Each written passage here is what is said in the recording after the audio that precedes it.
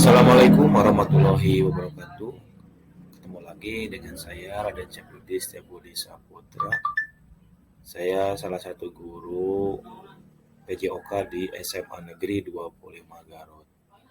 Pada hari ini saya akan mengutarakan atau menjelaskan pemecahan masalah pembelajaran siswa pada mata pelajaran PJOK di kelas 12 semester 5 tahun pelajaran 2022-2023. Adapun sumber rujukan permasalahan siswa, di mana materi praktek mata pelajaran PJOK di SMA Negeri 25 Garut dilaksanakan di lapangan outdoor, artinya di luar ruangan gitu. Ya. Jadi kalau misalkan terjadi hujan itu akan jadi masalah ataupun akan terhambat proses pembelajaran karena pembelajaran praktek olahraga dilaksanakan di lapangan outdoor itu sangat terpengaruh oleh cuaca, terutama oleh cuaca hujan. Tentu akan ada dampaknya terhadap proses pembelajaran praktek PJOK. Apa saja dampaknya? Nih, ketika cuaca hujan lapangan tidak bisa digunakan sehingga berdampak terhadap pembelajaran praktek PJOK tidak efektif. Selanjutnya, penyampaian materi praktek PJOK terganggu. Akibatnya motivasi siswa pun menurun. Kalau hal ini terus berlangsung, tidak ada pemecahannya, dikhawatirkan akan terganggu keefektivitasan dari pembelajaran PJOK, sehingga permasalahan akan muncul di mana materi yang akan disampaikan tidak akan tersampaikan. Akar permasalahannya yang jelas di sini cuaca. Hujan akan menghambat pembelajaran PJOK. Ketika materi praktek, kalau misalkan untuk materi teori bisa di kelas, tapi kalau untuk praktek itu kita membutuhkan gerakan-gerakan atau contoh-contoh langsung dalam mempraktekkan suatu materi yang berupa praktek seperti sepak bola, bola basket, tidak mungkin dilaksanakan di kelas.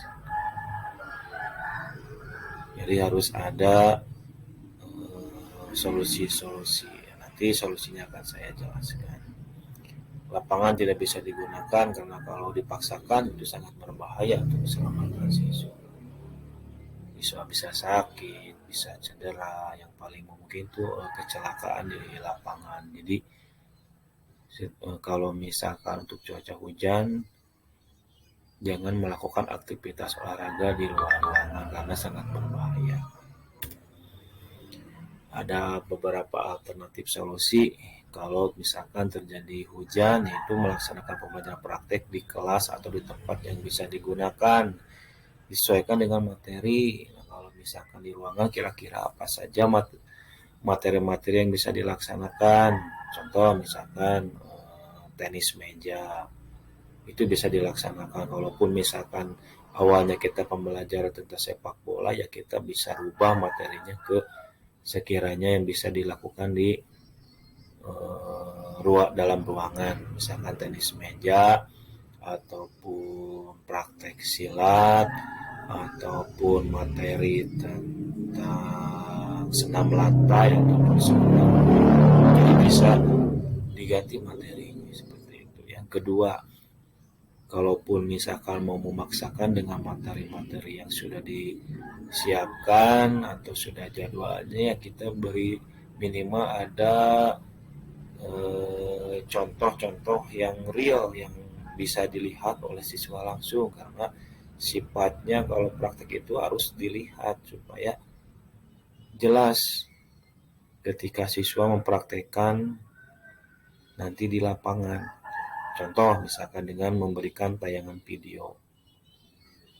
Jadi dengan melihat video dia tahu, misalkan dalam permainan sepak bola ada yang namanya passing, dia tahu itu, melihat oh cara passing seperti ini dengan melihat video tersebut. Cara menangkap bola sebagai penjaga gawang seperti ini. Ataupun cara heading yang benar seperti ini. Atau misalkan dalam bola basket, cara shooting yang bagus seperti ini. Kemudian cara melakukan layup shoot, seperti itu. Jadi dengan tayangan video, minimal ada bayangan di memorinya, nanti ketika dia melakukan praktek di lapangan, dia sudah tahu dan paham apa yang akan dia lakukan, seperti itu. Nah, inilah adalah salah satu alternatif solusi ketika terjadinya hambatan di cuaca kalau lapangannya terkena hujan. Hasil pemecahan masalah dari keefektif pembelajaran. Nah, di sini proses pembelajaran tetap bisa terlaksana sehingga tetap efektif. Jadi tetap ada proses pembelajaran yang berlangsung. Tidak ada yang namanya loss learning atau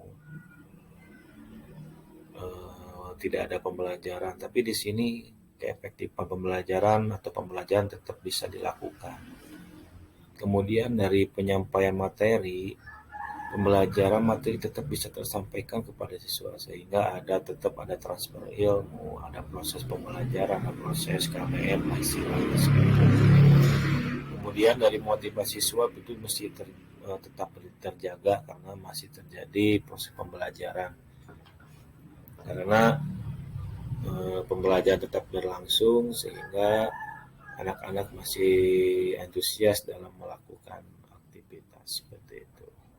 Intinya bahwa seorang guru itu harus kreatif, harus adaptif terhadap segala situasi dan kondisi supaya bisa memecahkan permasalahan-permasalahan yang ada. Oke, terima kasih atas perhatiannya. Wassalamualaikum warahmatullahi wabarakatuh.